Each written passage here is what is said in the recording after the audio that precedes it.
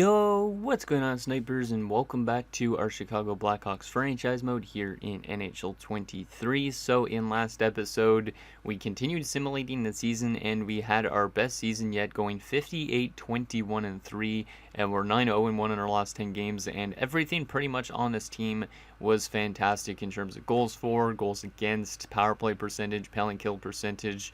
So I kind of feel like we're going to get cheese, considering we just won the President's Trophy. And we're going up against a team in Colorado who went 40-34-8.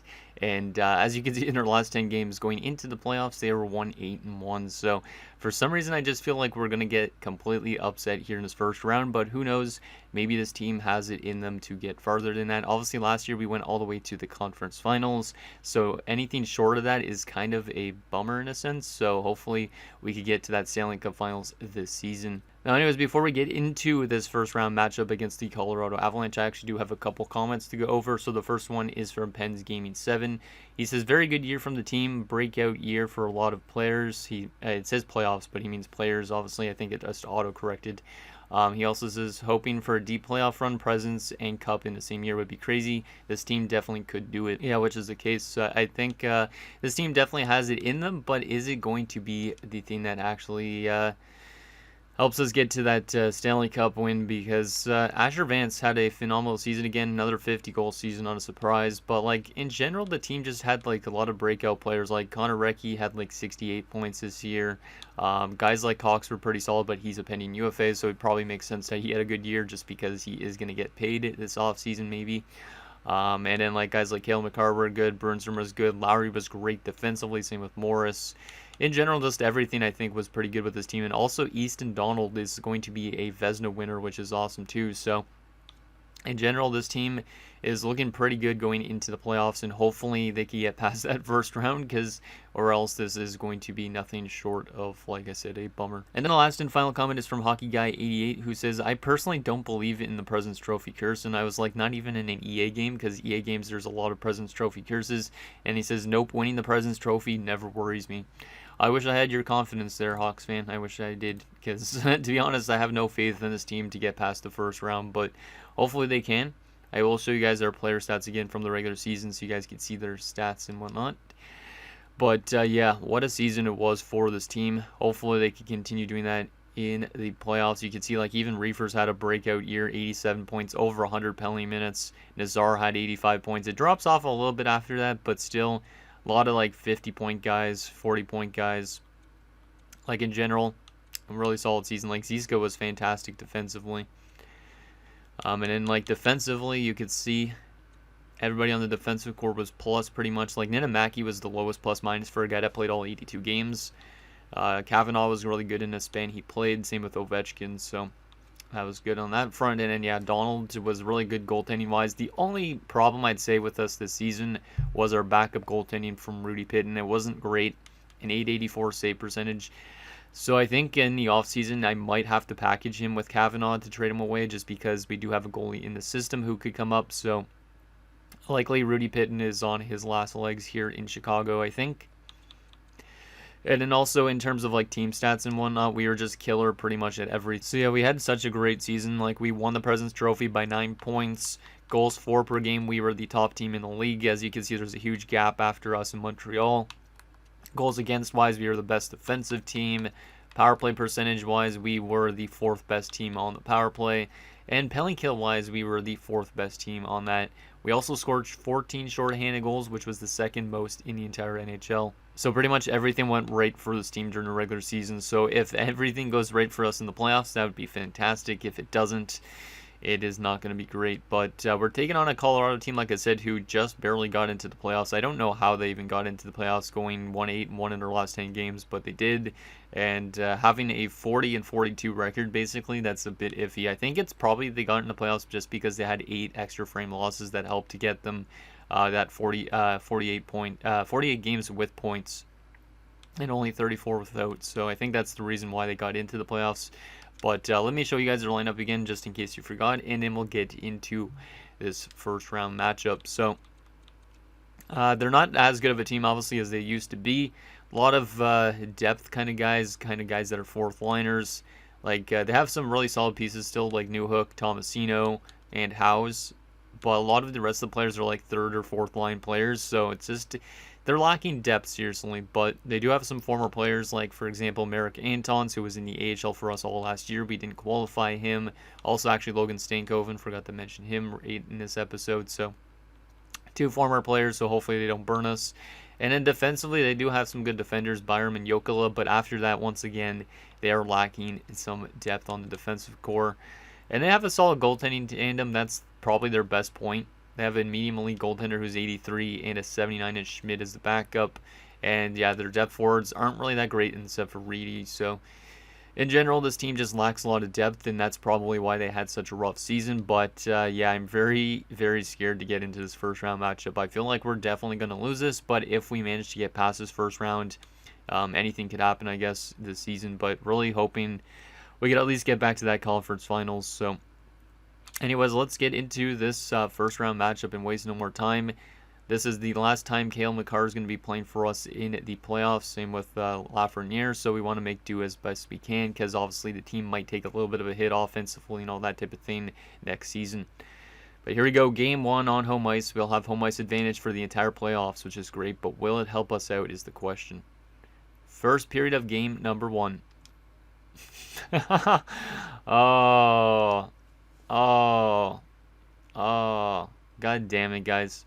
That's not a good way to start it off. See, this is exactly what I was expecting to have happen.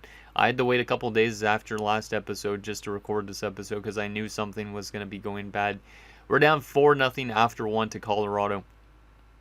Ethan Donald, the Vezina winner, allows 4 goals on 18 shots, which, I mean, we're getting outplayed in shots in as well. So, yeah, this is the type of series it's going to be. We're going to get swept easily.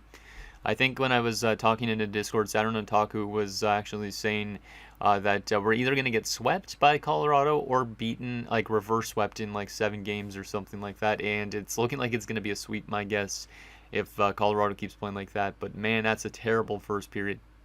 Let's hope that doesn't dictate the rest of the series. Like, let's hope that all of a sudden it like flips a switch in our guys' mind and we could just all of a sudden score a lot of goals and don't give up a lot. But Newhook scores, Brooks scores 2, and Johansson scores the other one with 10 seconds left. Let's see what happens in a second. See if we can at least get a goal or 2 back in this one. God damn it. 5-0. Raleigh scores. Yeah, we're definitely losing game 1, but yeah, I had to rip this Band-Aid off and start recording this episode because I knew we were going to be a first round exit at this rate. Hey, Vance scores. That's good. But we were down 6-0 at that point, so it doesn't even really matter that much. But we're getting badly outplayed shot-wise. And the only goal comes from the guy that scores goals constantly, and that's Vance. We're probably going to have to make some line adjustments for Game 2. I might actually go to Rudy Pitton for Game 2, because it wasn't fully on Donald, like he made 33 saves, but the team in the front of him. Maybe I want to change up the defensive core a little bit. Yeah, maybe. So Vance from Ziska and Lowry is the only goal we got. Who was badly minus in that first game of the playoffs? Brunstrom and Morris were -3. Vance and Reefers, the top line was out there for a lot of the goals against, not a surprise. But that Brunstrom and Morris pairing, or they're not actually even a pairing. Yeah, they're different defenders. Is Brunstrom's top pairing, Morris's second pairing. So I might have to flip-flop the top 4 around a little bit. Easton Dahl, not the best save percentage, but I mean, he made 33 saves, but I don't think I'd put that game fully on him. I don't know if I'll start him next game, though, even though he just won a Vezina. I might have to go to the cheese goalie and Pitton if Pitton's a cheese goalie. Makar lost morale because of ice time. How? He has first-line power play time, I'm pretty certain, right? If he doesn't have first-line power play time, I'm going to be kind of confused about that, because I thought he would have. No, he does. Yeah, he has first-line power play time, first-line defensive core. Like, what else could you want, man? You want, like, first-line penalty kill time? You already have that. You have the most ice time you could get, potentially. And this is your last season here, so I quite frankly don't care. We'll move Lowry up, move Brunstrom down, split up the top 2 a little bit. That means both the guys that were -3 last game, though, are going to be on a pairing together, which is a bit iffy, but got to do what we can. And, let's do one more game for Donald if he blows it again. Then we'll go to Rudy Pitton. Yeah, then we'll go to Rudy Pitton. In terms of forward-wise, I think I'm going to leave it mostly the same because there's not really much I could do unless I want to flip-flop Brecky and Nazar, but or Kabanov and Cox. I'll leave it for now, the forward core, because obviously our offense should be able to bounce back from that. Like, that was a terrible first game. They'll definitely want to get some revenge in this next game, because we were the best offensive team and the best defensive team, but we didn't look like that in game 1 for sure. So here we go, game number 2. Can we bounce back from a terrible first game? Because if we lose this game, then we're down 0-2 headed to Colorado, and that's not a great sign. Like, maybe the home team's not going to win every single game, but I hope that we could at least get one win here on home ice going into Colorado. So first period of game 2. 1-0 us. That's much better. Vance again. So Vance has both of our goals in this series so far. Not a surprise that it's him, though. After a 56-goal regular season and the insane second half of the season he had, it's not a surprise, really. Our offense still has been pretty quiet so far in this playoffs, though. Only 2 goals in our first 4 periods. Shots are 12-8 in favor of Colorado. Can we get some insurance here in the second period? Second period, 3-2 for us. We're up 3-0. Little and Nazar, so that was good. But then Boquist scores and Anton's, of course, our former player, scores. Shots are now 25-25. I kind of don't feel safe. We had a 3-0 lead, and now it's really close, and the shots are close. They might be able to tie it in the third, and I'm hoping that's not the case. Hopefully we could get some insurance and hold them off a little bit longer. Let's see what happens here in this third period. See if we can make it 4-2, and of course they tied up immediately. See, I felt like that was going to happen. Oh, boy. Yeah, this game is too predictable at times. Come on, guys, let's get that lead back. We were up 3-0 at one point, now it's 3-3. Power play late in the game. And we do not capitalize, but Bales scores with 3:33 left in the period. That's a huge goal, and it is the game winner. Whew. We escaped by the skin of our teeth in that one. Holy. That goal with 3:33 left. Broke the 3-3 deadlock, too, in the third period. So many threes that it's ridiculous. But Brennan Bales with the game-winning goal. Let's go, Bales. Let's go. That's a big win there. And, of course, after we blew that 3-0 lead, though, we managed to somehow come through with a nice victory. But we got to win in games in Colorado now, too, because if we lose both games in Colorado, that's setting us up for not a good series. So, Vance from Reefers and Nazar, Little from Brunstrom and Kabanov, Nazar from Reefers and Vance, and Bales from Ziska and Morris. So, Vance with a 2-point game. He gets first star, Reefers the second star. He also had 2 points, and Nazar the third star with 2 points. So, the top line definitely got some redemption for us, which is good. Morris was a +3 in that game, so good defense from Len Morris. And then Recchi, Cox, and Lafreniere, that second line was out there for a couple goals against, which is not great, but it is what it is. And Easton Donald gets a win, which is good. Even though Donald hasn't been the best, I'm going to keep him in net still, because he did get that win. If he ends up losing multiple games in a row, that's when we'll turn to Rudy Pitt, more than likely. So let's keep the lineup the exact same for that game since we just came off a win. So let's see what happens in Game 3. We're now in Denver. Let's see if we could take a 2-1 series lead. Because, like I said, if we lose both these games in Colorado, we're setting ourselves up for a bad series. First period of game number 3. And we're down 3-0. Oh, boy. Donald is really streaky here. I don't think it's on Donald still, but, I mean, it could be on the team in the front of him. Yeah, that's not a great period for him again. I think I'll probably turn to Pitt in next game. Gogolev with 2 goals. Stankoven scores as well. We're being outshot 13-11, so even shot-wise almost, but goal-scoring-wise it's not. We need to definitely find a way to get at least 1 or 2 goals back in the second if we want to be in this game. Second period. Oh my goodness. 5-0 Colorado. I hate how predictable this game is. I feel like at this rate we're definitely going to be a first round exit. If we manage to escape out of this first round, I don't think we're going to make it past the second round at this rate. Unless we're playing a team that's like we could easily beat. But, oh, this is not a good series. Terrible defense. Offense has been streaky, and 6-0. Goddamn, that's the second time we've allowed 6 goals against a team that just barely made it in the playoffs. This should be a lot easier for us, but it's the type of cheese that EA throws at you. Reefers breaks the shutout, which is good, but it's way too late. And we're going to lose 6-1 in Game 3. And we have to win the next one, or else we're setting ourselves up for a bad series. Reefers from Vance and Nazar. So our top line is the only one that seems to be continuously getting offense. Oh my goodness. And now Morris was a -3. His plus-minus is so inconsistent right now. We got to make some crazy line changes in this game. because something is wrong with this team right now. It's probably the game. It's not probably our team. It's probably just the game saying, hey, you're too good of a team. You deserve to be a first-round exit. Let's make some adjustments. Vance is over point per game, which is good, but we need to rework some stuff. Let's move Kabanov up, we'll move Cox down, and we'll move Bales up, move Little down. Yeah, we'll do that. And then defensively, we'll go back to Burnstrom and McCarr, but we're going to move Ovechkin up and move Lowry down. No, maybe not. Move Len Morris down to the top 6.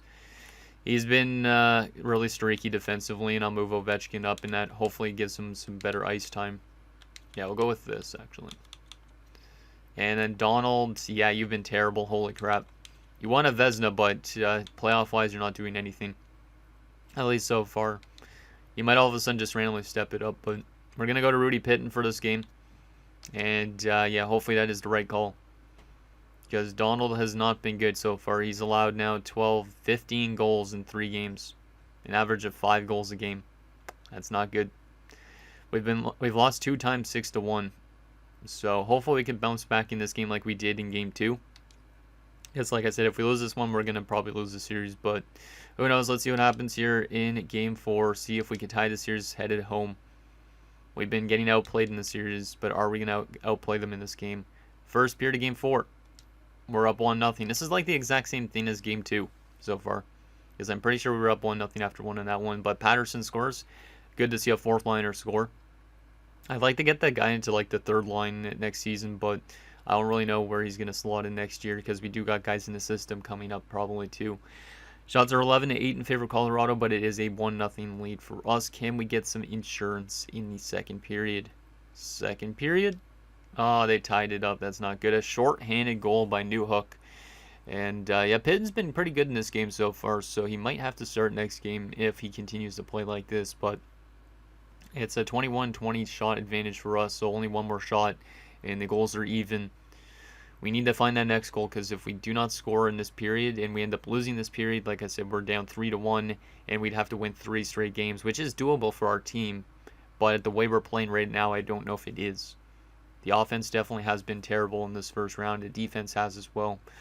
Everything's pretty much reversed of what it was during the regular season.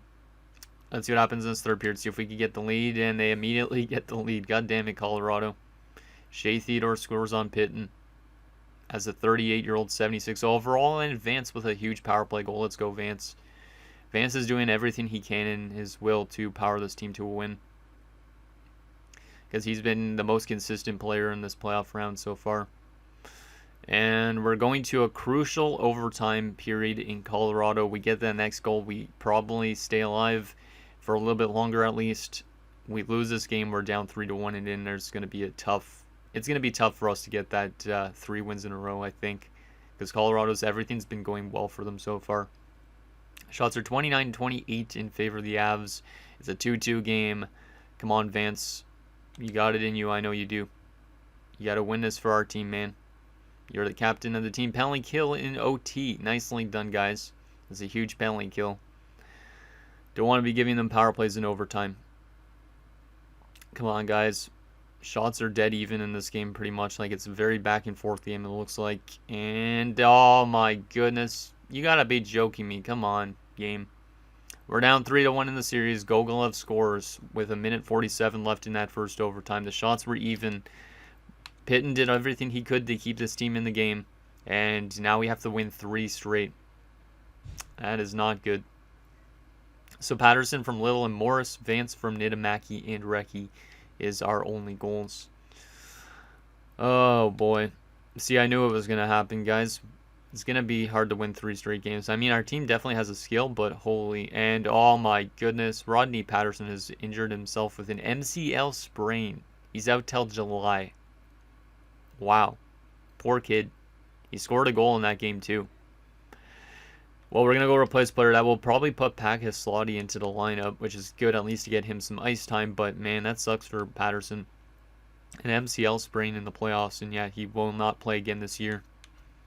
Yeah, Vance has definitely been our best player, which is not a surprise, though. But, you got to rework some things around a little bit.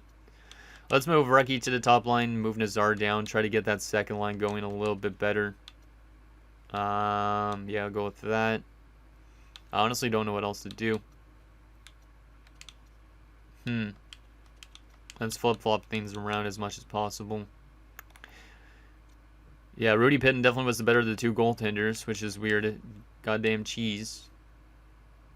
I could put Kavanaugh into the lineup, but who would I take out? -4 for Niittymaki. I don't want to scratch him, though. But I think I'm going to. So we're going to be taking out our kid in Niittymaki. He's not a... It's not like he's a bad player, but his plus-minus isn't great right now. I'm going to scratch him. And we're going to put Kavanaugh into the lineup to try and change some of the dynamic on this defensive core a little bit. Yeah, I think that's what we're going to do. Kavanaugh in, Niittymaki's going to be out. And then the rest of this forward core, I don't really know what else I could do to make it better. Lafreniere's been dead quiet. I'm going to move Lafreniere down. Move Bales to the second line. It's kind of drastic, but we need to win 3 straight games here. So let's see if we can get those 3 straight wins, or else we are going to be getting eliminated against the Colorado Avalanche, and that's not good. Colorado's a team that's going to probably end up beating us, and then they're going to get knocked out in the second round, just knowing how this game works. Winning 3 straight games, it's doable for our team, but will we be able to do it? Let's see what happens here. Real-time simulation. Can Asher Vance get us 3 straight wins against Colorado? That is the question. And can our goaltending improve? And can our defensive play improve? Because Gunler scores early on. Pitton's playing in net too in this game. Just because I don't really trust Donald after his first 3 games. This is not good. This game is completely scripted. Yeah, see, once you have a President's Trophy, it's just like, hey, there's a slim chance you actually make it out of the first round. We're now 3-0 after the first period. Tells you everything you need to know about this game. Load of shit. Holy crap. 17-6, the shots. This is Cale Makar's last game probably here. Seems like, because he's definitely gone in the offseason. Same with Lafreniere. But this really blows, because this is the best team we've ever had. And it's going to all come crashing down. Vance pulls us back into the game down by 2. That's good. We just need to get another one, though, at least, to get us back in this game fully. Come on, boys. And, of course, they get another one. SDA makes it 4-1. We're getting so badly outshot, and now we're down 5-1. This is going to be the 3rd time. Yep, it's the 3rd time in the series we've allowed 6 goals. And we've only scored 1. There's a second goal. Nicely done, Kabanov. But we're down by 4 goals going into the 3rd of a do-or-die game. Man, our team is probably getting booed off the ice in this one. I mean, I don't blame the fans about that. Damn. I hate how this game's scripted.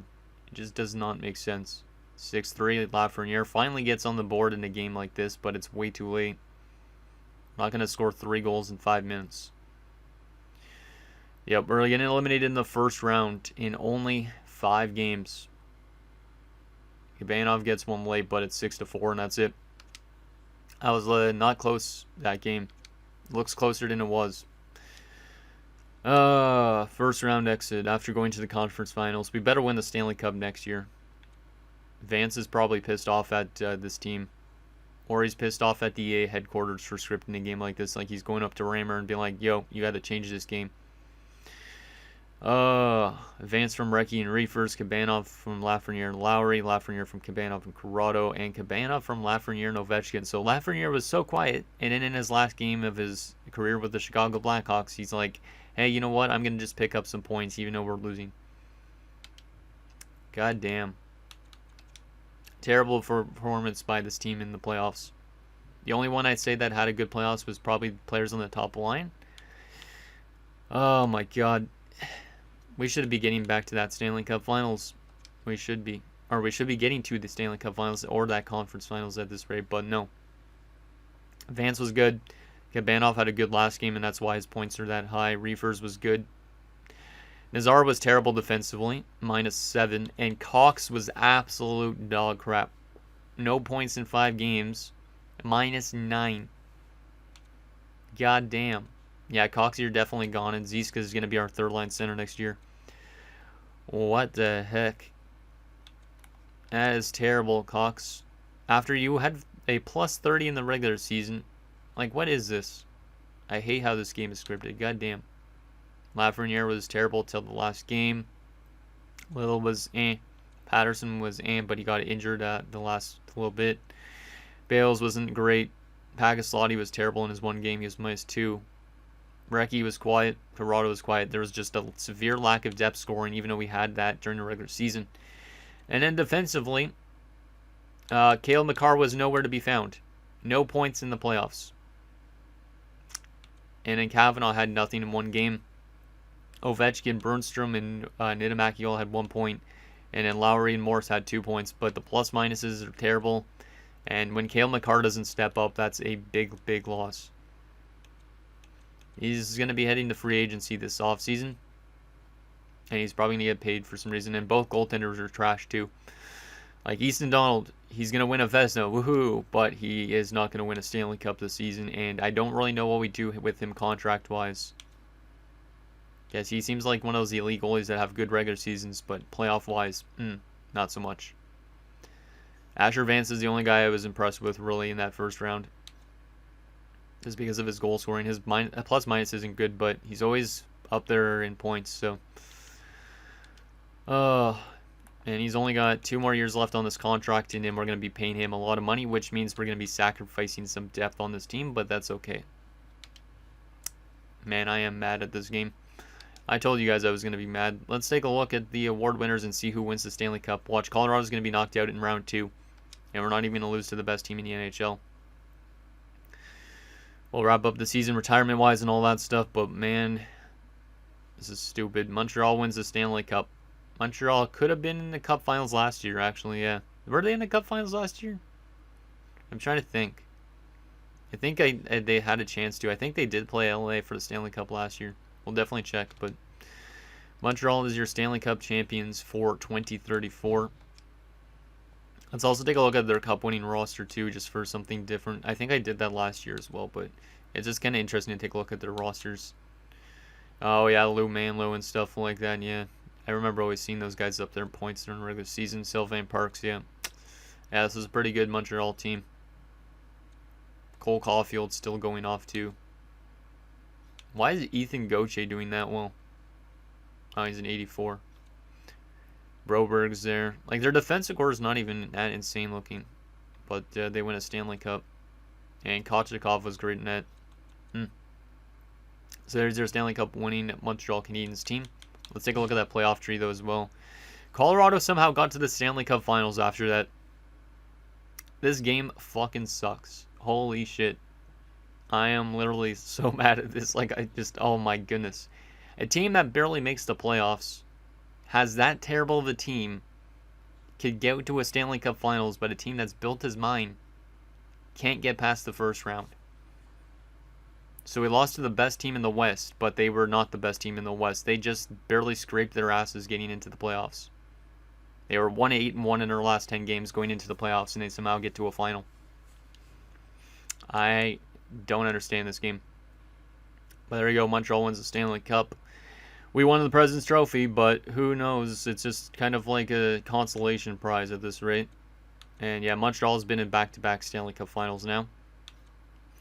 Stützle wins the Hart Ross. Parks wins the Hart. Liljegren wins the Norris. Okay guys, so at this part of the video it randomly froze again, so I will have to continue showing you the awards. Unfortunately, you won't be able to see the retirements, but obviously there was no footage from that. It was just basically my audio talking over that, but I'll show you guys the rest of the awards that you would have missed out on.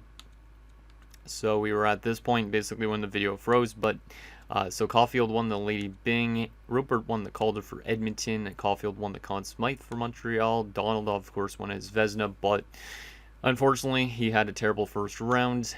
He also won the Jennings. Tarnowski for Columbus won the Masterton. Boumedienne, which is San Jose's head coach, wins the Jack Adams. Matthews to Selke, Parks to Lindsay, and of course Asher Vance wins his third in the last 4 years of a Maurice Richard. So he's becoming a great goal scorer. It sucks that he didn't win a cup during this span now. Hopefully he does get one soon. So there was that. And quickly, the other thing I think yeah, I did show you guys this already, so I will get to the next point of this, which was just basically showing you guys the draft class and all that type of thing. But we didn't have any retirements, as you're not surprised, but we have the 28th overall pick in this year's draft. I did pin a couple low elites that I am interested in. There is this low elite power forward in Peter Zubras, who I think is going to be our first round pick. We will probably have to move up a couple spots to get him, but I do really want to get this guy because obviously power forwards usually score a lot of goals. And yeah, this guy has really good shooting out of the gate, so this guy could be a really good goal scorer. So if we can move up a couple spots to get him, I would definitely do that. I also did pin this Leonardo Knights guy, who is a low elite offensive defenseman, supposed to go in like the 7th round.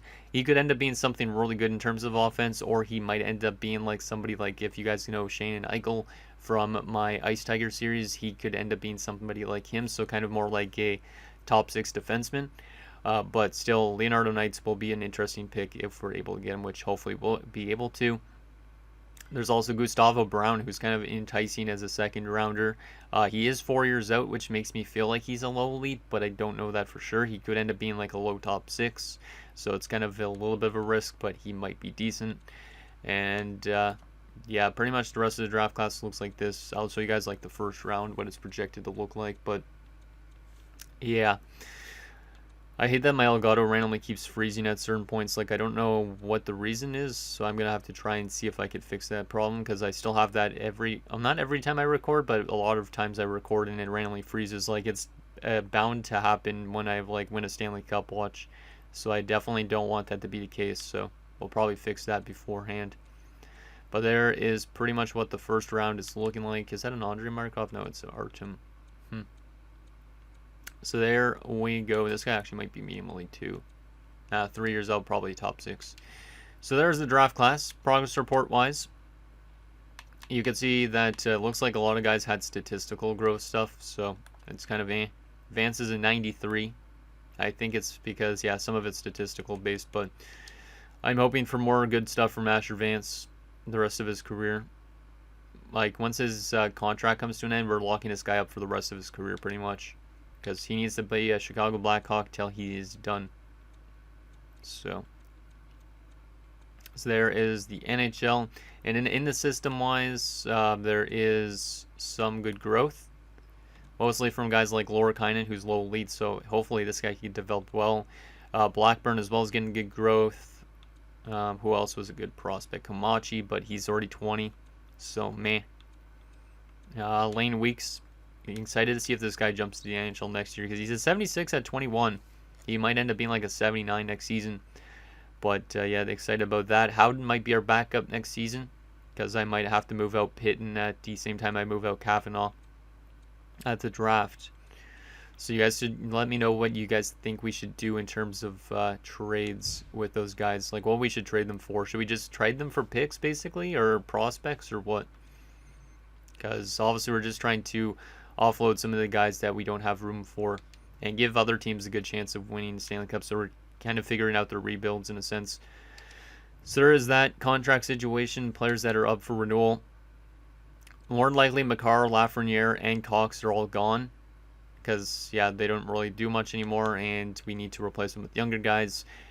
Then we get into the interesting part. Guys like Kabanov, I feel like I could give these guys some pretty decent contracts and lock them up long term, because Kabanov has a few more years of RFA status, but he might eventually demand a lot. He is up to medium elite potential now, which is interesting, but I don't think he's going to reach super high. Guys like Kavana, obviously, like I said, he's probably going to get dealt, because I can't be paying him almost $7 million. So he's likely gone.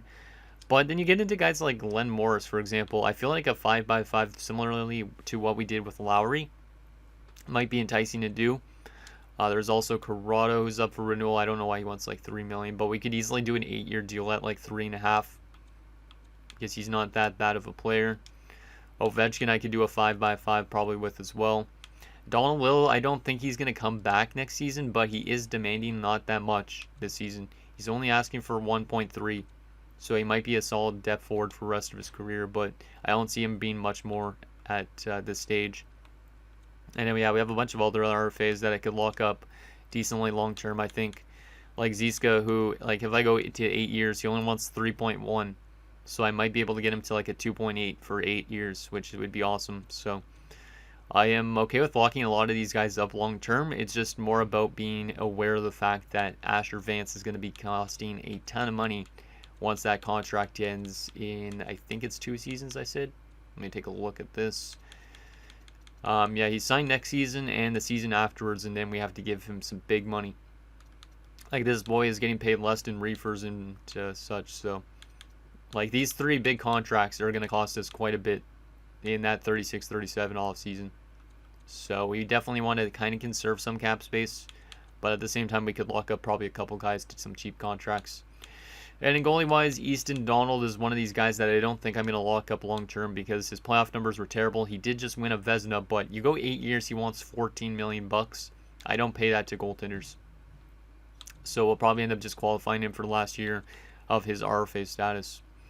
But anyways, guys, that's going to do it for this episode of our Chicago Blackhawks franchise mode. So it sucks that we were knocked out in the first round, but hopefully with like what's happening this offseason, the kind of like a little mini retool where guys like Makar, Lafreniere, maybe Donald Lill, those type of guys are all gone and they get replaced by younger guys. Maybe that kind of is like a good youth insertion for this team. Even though we're already a young team, hopefully that like getting Reginald Spiller into the lineup, a new backup goaltender maybe in Howden and that type of thing. Maybe it changes the complexion of this team and we could get farther than the first round to get back to like a conference finals or a Stanley Cup finals for that matter.